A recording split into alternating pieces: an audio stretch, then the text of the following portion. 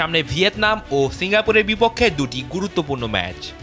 আর এই লক্ষ্যেই ক্যাম্প শুরু করেছে বাংলাদেশ দল। তবে মাঠে লড়াই শুরুর আগেই ফুটবল পাড়ায় আলোচনার কেন্দ্রবিন্দুতে আনিসুর রহমান জিকোর বাদ পড়া। বসুন্ধরা কিংসের হয়ে চলতি মৌসুমে দারুণ ফর্মে আছেন জিকো।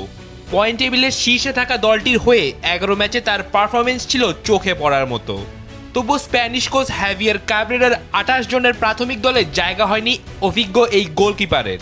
গুলশানের টিম হোটেলে সাংবাদিকদের মুখোমুখি হয়ে এই সিদ্ধান্তের ব্যাখ্যা দেন কোচ। জিকোর পারফরমেন্স নিয়ে কোনো প্রশ্ন নেই, তবে কাবরেরা জানান ক্লিনশিট রাখা কেবল একজন গোলকিপারের একার দায়িত্ব নয়, তার দর্শনে তারুণ্যই অগ্রাধিকার পাচ্ছে। কোচের ভাষায় প্রথমবার সুযোগ পাওয়া ইশাক আখন্দ দলের খেলার ধরনের সাথে মানানসই। আরেক গোলরক্ষক শ্রাবণ ম্যাচ কম খেললেও সে বাংলাদেশ ফুটবলের অন্যতম সেরা প্রতিভা। কাবরেরার মতে তাকে সুযোগ না দেওয়াটা একটি দায়িত্ব জ্ঞানহীনতা হতো।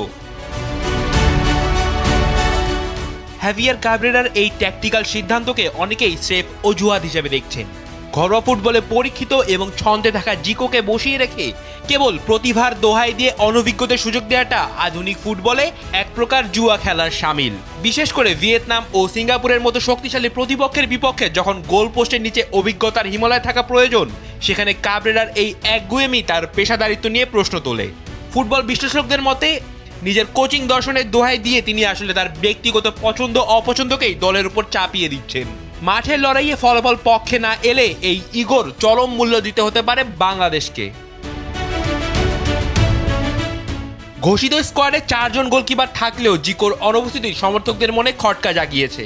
বিশেষ করে যখন জিকোর ক্লাব সতীর্থ শ্রাবণ এই মৌসুমে তার চেয়ে কম ম্যাচ খেলেছেন, সেখানে নিয়মিত খেলা জিকোর বাদ পড়াটা বড় একটা চমক। তবে কোচ নিজের সিদ্ধান্তে অনড়। তার মতে ট্যাকটিক্যাল কারণেই জিকোকে বাইরে থাকতে হচ্ছে।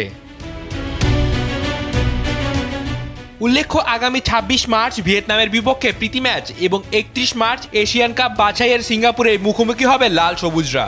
এই স্কোয়াডে প্রবাসী তারকা হামজা চৌধুরী সহ যোগ দিচ্ছেন মোট 29 জন ফুটবলার।